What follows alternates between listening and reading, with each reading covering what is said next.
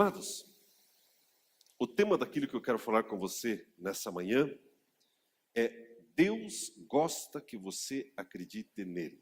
Deus gosta que você acredite nele. Você sabia que Deus gosta? Deus, quando você acredita nele, ele põe um curtir lá no seu Facebook, né?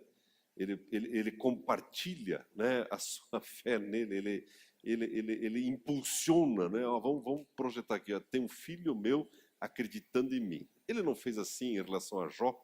O diabo chegou lá, mas Jó não, aqui ó, vou impulsionar, diabo, para você ver como Jó realmente acredita em mim. Deus gosta que você acredite nele. Você, como pai, não acha bom quando teu filho te pede uma coisa difícil de comprar? Porque você está olhando para o teu filho, filho, você realmente acredita que eu sou muito poderoso. Deus gosta que você acredite nele.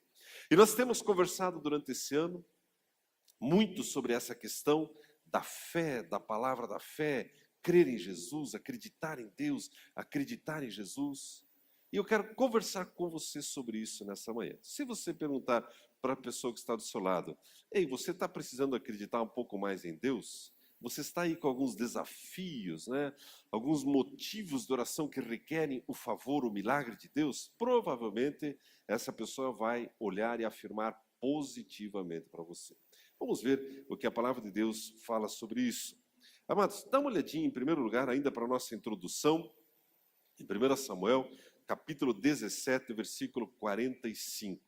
1 Samuel, capítulo 17, versículo 45. Enquanto você abre esse texto, uma vez estava com Verinha lá nos Estados Unidos e aí nós tivemos o privilégio de tirar um dia e nós alugamos uma motoca e fomos passear. E eu estava tão entusiasmado, eu estava tão feliz porque nunca tive moto e aquele dia deu certo. E era uma moto preta com as labaredas de fogo, assim, um troço assim, um ronco, né? Comprei um capacete, tá aqui, esposa, né? Botão o capacete e tal, não sei o quê. Mas eu não vi, eu estava tão, assim, entusiasmado com o nosso passeio lá, e tinha uma baita caveira bem na frente. Então, irmãos, cuidado com esse nosso caveira, esteja atento. Mas a gente voltou são e salvo, né? Mas a Veninha estava orando mais do que eu, né? Eu estava lá, e a Veninha... Mas deu tudo certo. Irmãos, 1 Samuel capítulo 17, versículo 45, a palavra de Deus diz assim, 1 Samuel 17, 45. Davi, porém, lhe respondeu: Tu vens a mim com espada, com lança e com escudo, mas eu venho a ti em nome do Senhor dos Exércitos, o Deus dos Exércitos de Israel, a quem tens afrontado. Todos nós conhecemos essa história, é um clássico da Bíblia. Davi vai enfrentar Golias, né? Alguns podem pensar, mas Golias era fácil, eu queria enfrentar o que eu enfrento. Mas vamos pegar, né, para a nossa introdução esse momento, né? Golias é moleza. Aliás, alguém disse certa vez, né, a cabeça do Golias era tão grande que era fácil para Davi acertar, né?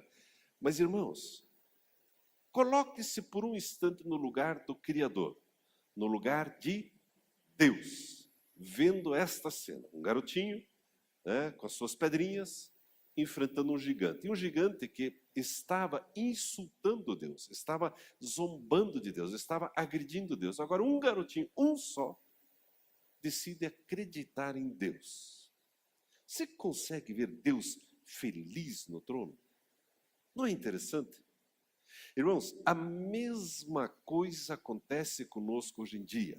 Aquele dia que Davi estava enfrentando era um dia difícil, era um dia mau. O povo de Israel estava sendo oprimido. E você e eu estamos caminhando lentamente para dias cada vez mais apertados como humanidade, né? O globo está sendo chacoalhado.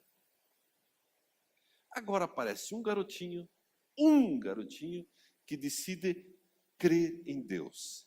E dessa história sai esse episódio maravilhoso, essa derrota dos filisteus e a vitória do povo de Deus. Meus irmãos, basta um crente acreditar em Deus.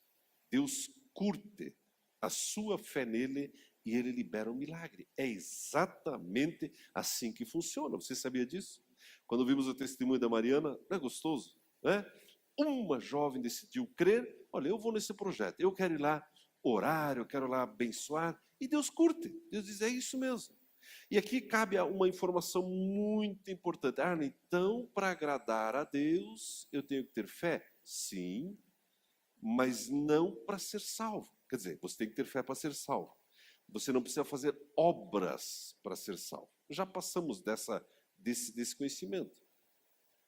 Eu já sou salvo, por isso eu agrado a Deus. Como é que eu agrado Ele?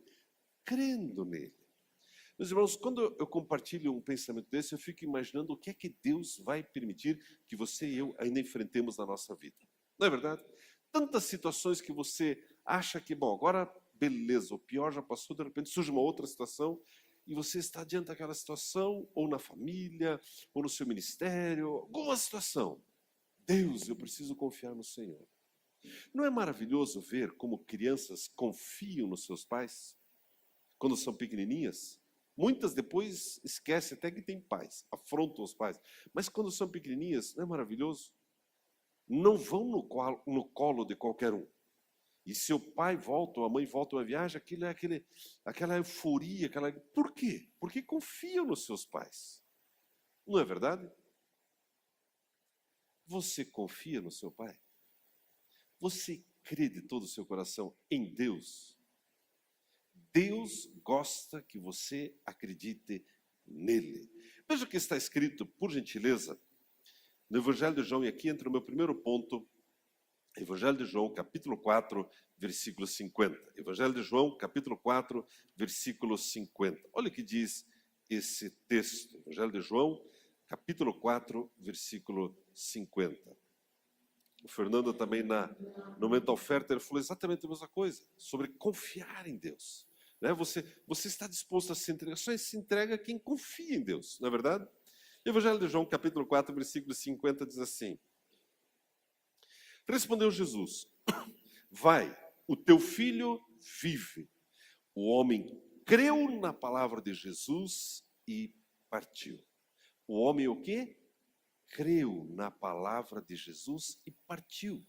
Olha quanta coisa nessa frase, quanto ensinamento. Esse homem, se você voltar um pouco os versículos comigo e dar uma olhadinha, a partir do versículo 46, diz assim: uma vez mais, Jesus foi a Caná da Galileia, onde transformara a água em vinho. E havia ali um oficial do rei, cujo filho estava doente em Cafarnaum. Ouvindo esse homem que Jesus tinha chegado a Galileia, foi procurá-lo. Ao encontrá-lo, rogou-lhe que descesse e curasse o seu filho que estava morto. Jesus lhe disse: se não virdes sinais miraculosos e prodígios, de modo nenhum crereis. Disse o oficial: Senhor, desce antes que o meu filho morra. Respondeu Jesus: vai, o teu filho vive. O homem creu na palavra de Jesus e partiu. No versículo 51, enquanto ele estava a caminho, saíram-lhe ao encontro seus servos e anunciaram que o seu filho vivia. Perguntando ele a que hora seu filho se achara melhor, disseram: ontem, à 13h, a febre deixou. Então o pai entendeu ser essa exatamente a hora em que Jesus lhe disse: teu filho vive. De modo que creu ele e toda a sua casa. Foi esse o segundo sinal miraculoso que Jesus fez depois de vir da Judéia para a Galileia. Amados, uma situação do dia a dia, uma situação de morte, um oficial do rei, alguém que não pertencia ao povo de Deus, ouviu falar de Jesus, assim como você e eu, né? Se nós olharmos aqui, uns já ouviram mais, outros já ouviram menos, mas todos nós já ouvimos falar de Jesus. Agora, uma situação de angústia, uma situação de morte, e de novo, o ser humano, diante das situações, ele tem dois caminhos: ou aceitar a derrota, a frustração, ou crer em Deus. Como eu estou aprendendo que Deus gosta que eu acredite nele, e é tão impressionante, nós temos conversado com os irmãos, nós temos esses projetos de evangelização, né, na vila, aqui na igreja, com ônibus, com o caminhão. E eu sempre gosto de lembrar os irmãos, sempre gosto de lembrar. Estamos lá, por exemplo, servindo sanduíches lá, né? Em alguma vila carente e tal, e aí eu entro lá e, pastor, já servi 30 sanduíches, já servi 50 sanduíches. E eu pergunto, mas quantos desses você liberou uma palavra? Hein? Não sei, eu estava querendo diminuir a fila.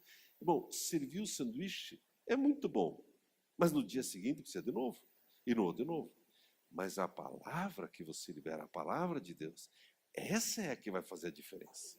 Eu lembro uma vez, estávamos em Ponta Grossa, e eu, olha, já cortei tantos cabelos e tal, que estou até com câimbra nos dedos. Eu falei, irmão, esse não é o foco. É bom cortar cabelo, mas o foco é quantas pessoas você evangelizou, sobre quantas você liberou uma palavra de Deus. Quarta-feira agora nós estávamos num posto lá no contorno, o que é lá, leste, oeste, sul? Contorno de Jesus, leste, né? Estávamos lá e uma noite assim, chuviscando, gostosa e tal. A gente tem o kit de evangelização, né? Já tem touca, tem bota, tem tudo. E aí, gostoso ali, evangelizando ali os caminhoneiros, foram 70, mais ou menos, pessoas, 80 que aceitaram Jesus, vindo, indo, vindo, saindo e tal. Aí uma hora um jovenzinho me chamou, pastor, estou com um problema. O que é? Eu fui orar lá pelo Senhor e ele não quer oração. Ele disse que ele é espírita e que ele não acredita nessas coisas, eu não sei o que fazer. Mas me ajuda lá, pastor. Então, vamos lá. Vamos lá. E daí fui até ele lá, treinou, estava lá o sujeito. Irmãos, o que você faz numa hora dessas? Ele estava na fila para pegar um cafezinho bem gostoso e um sanduichinho. O que tinha no sanduíche? Cachorro quente? Pense, né? Friozinho, uma vinazinha no molho assim, pãozinho francês, cafezinho com leite, um pouquinho de açúcar. Como que não quer aceitar Jesus com um agrado desse, né? Aí ele me olhou assim, meio desconfiado. Eu falei, moço, eu vou fazer uma oração. Segura um pouquinho o café, só quero fazer uma oração com você. Ficou me olhando assim. Expulsamos os demônios dele. Terminou a oração, ele ficou me olhando. Você não quer entregar sua vida para Jesus? Eu quero, claro que eu quero entregar minha vida para Jesus. Entregou a vida. E o jovem ficou me olhando assim, sabe? Sabe criança quando fica admirando o pai que começa a cair aquela baba? Assim, criança pequena, né? E aí ele oramos juntos, abraçamos, tomou o café, gostou. Depois que eu falei, agora você ora com ele, atende. Depois esse jovem voltou, me abraçava. Pastor, muito obrigado. Irmãos, a palavra é o que muda as pessoas. Você precisa aprender a crer na palavra de Deus. Eu sempre gosto de dizer, você pode, se eu chegar para todos aqui e der $1 milhão para cada um, seria bom, né? Mas não é o que resolve o problema. Você sabia que esse pessoal que ganha em loteria, 90 e todos por cento, não sei o quê, volta a ficar pobres? Você percebe que a solução não é essa? A solução é a palavra de Deus. E esse homem aqui, a Bíblia diz que esse oficial, o homem creu na palavra de Jesus e partiu. E aqui cabe um ensinamento muito importante sobre a maneira de crer na palavra de Jesus. Veja o que está escrito, por gentileza, em Marcos, no capítulo 11, versículo 24. Isso aqui é algo muito, muito especial. Marcos, capítulo 11, versículo 24. Olha o que diz esse texto. Por isso, portanto, eu lhes digo, tudo o que vocês pedirem em oração, creiam que já o receberam, e assim lhes sucederá. Meus irmãos, nós precisamos aprender a crer em Deus através desse prisma. A Bíblia diz em Efésios que nós já fomos abençoados com toda sorte de bênção espiritual em Cristo Jesus. Tudo já foi liberado. Você sabia disso? A cura, a paz, a abundância, a restauração do casamento, disso já foi liberado. Então, quando você está diante de Jesus como esse homem, tem um garotinho enfermo, e Jesus libera uma palavra, vai porque teu filho está curado, você cabe crer que já aconteceu. Mesmo que diante dos teus olhos não tenha acontecido ainda, mas espiritualmente já aconteceu. Nós precisamos crescer nisso, irmão. Você sabia que você não foi feito para ficar mendigando na presença de Deus? Deus tem misericórdia, Deus lembra-te de mim, Deus, olha eu...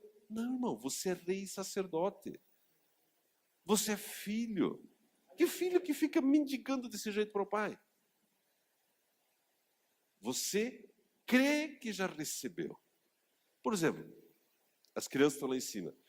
Pergunte para alguma daquelas crianças se elas estão preocupadas se vai ter almocinho hoje.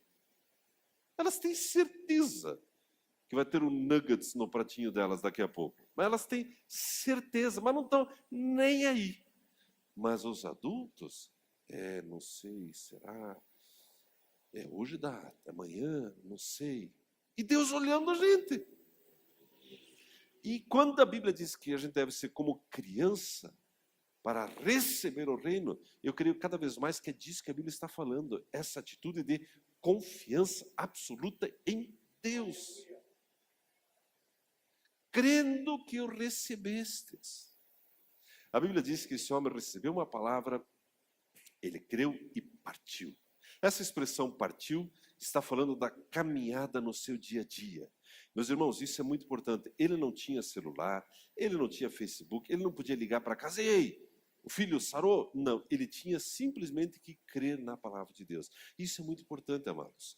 O crer na palavra de Deus é um processo do dia a dia. Você pode não estar vendo ainda a resposta, mas o milagre já aconteceu. Cabe a você e a mim crermos na palavra de Deus. Veja também o que diz a Bíblia em Marcos, no capítulo 7, versículo 29 e 30.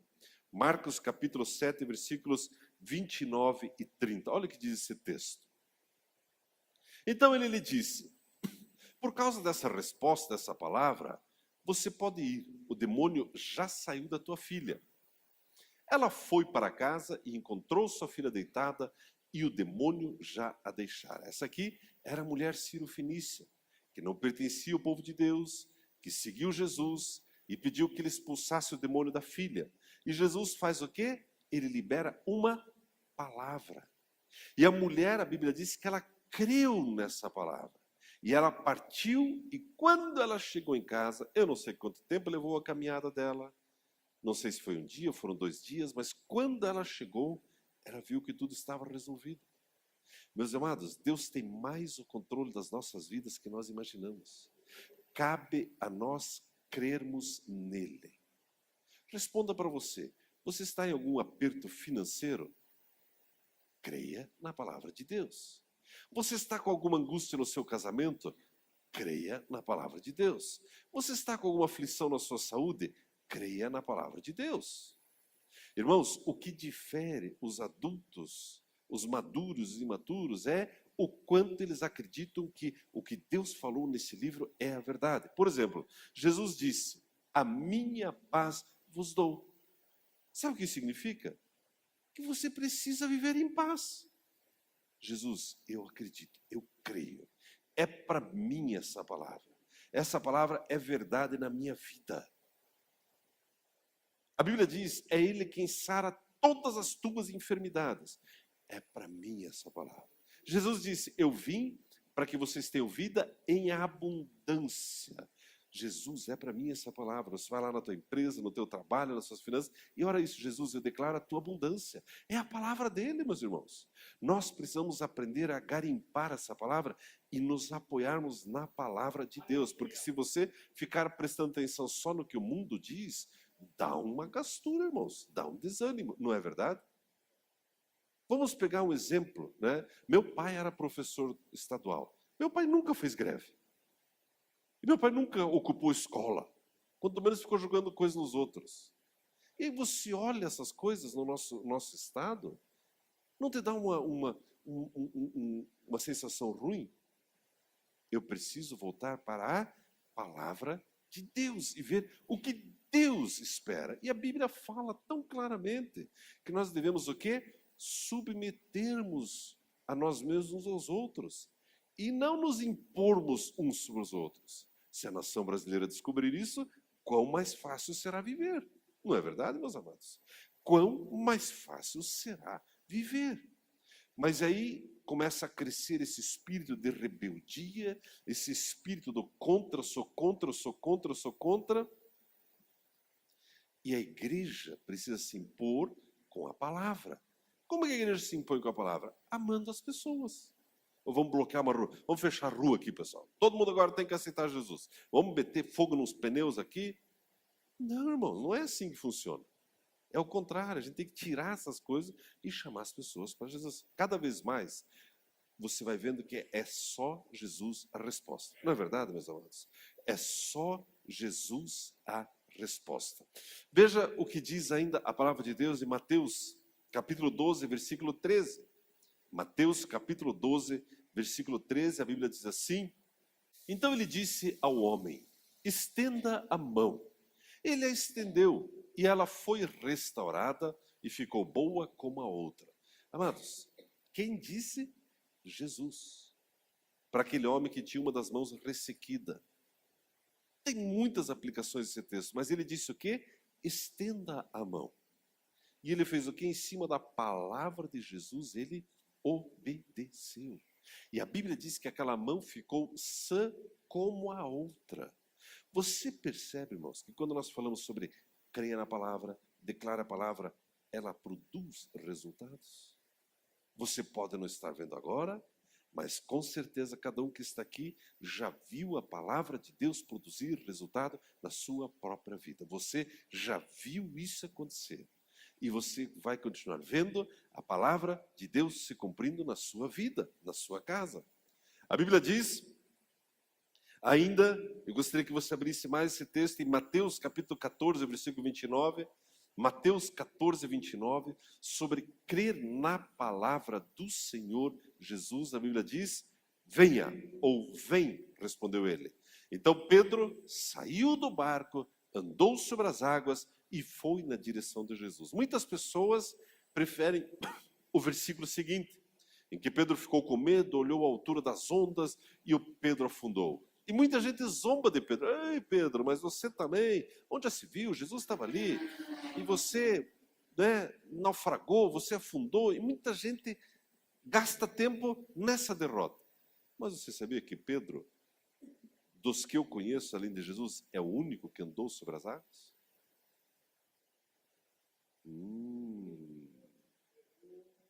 Pedro andou sobre as águas. E baseado em que Pedro andou sobre as águas? Na palavra de Jesus.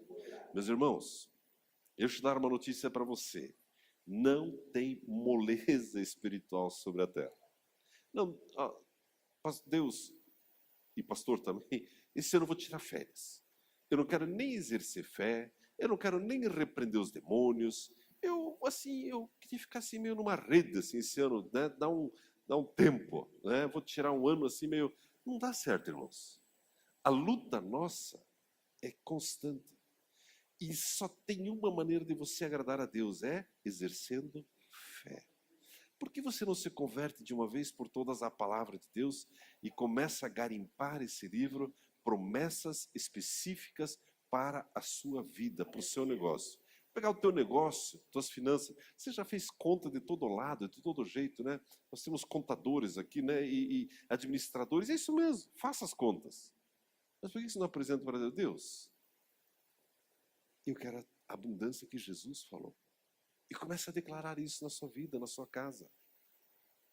E de repente você já fez todos os cursos, já fez todos os treinamentos para que o teu casamento seja feliz. Deus, eu quero a paz que Jesus prometeu.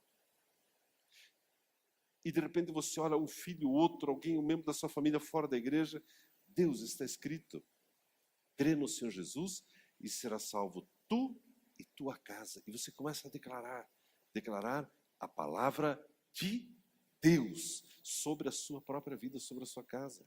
A Bíblia diz, meus irmãos, que os milagres acontecem.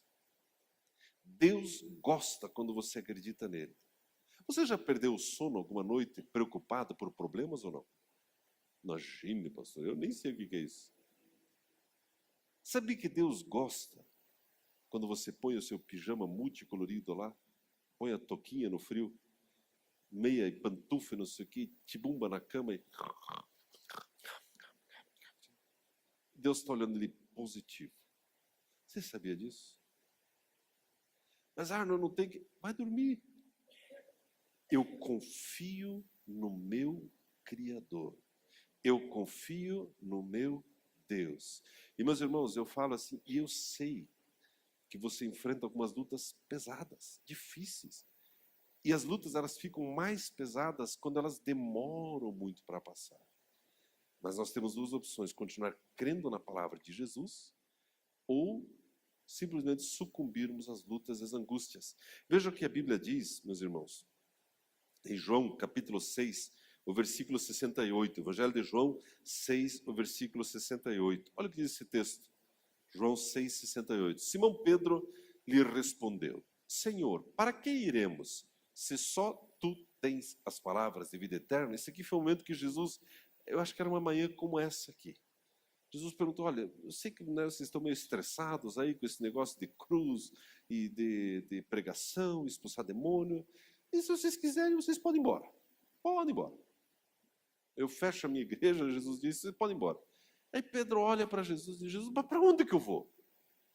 Se só o Senhor tem as palavras de vida. Meus irmãos, nós precisamos chegar nesse ponto na nossa vida. Só Jesus tem as palavras da vida. A minha esperança vem dele. A minha confiança vem dele. A minha saúde vem dele. A minha provisão financeira vem dele. A minha segurança emocional vem dele. A minha segurança familiar vem dele. Amém, meus amados? Olha o que mais a Bíblia diz, ainda sobre a palavra de Deus, em Marcos capítulo 13, o versículo 31. Marcos 13, o versículo 31, diz assim, quando ele estava 13, 31. Diz assim: os céus e a terra passarão, mas as minhas palavras jamais passarão. Amados, se o céu e a terra, onde a gente tenta se agarrar tanto, vão passar, e a palavra de Deus não vai passar, grude na palavra de Deus.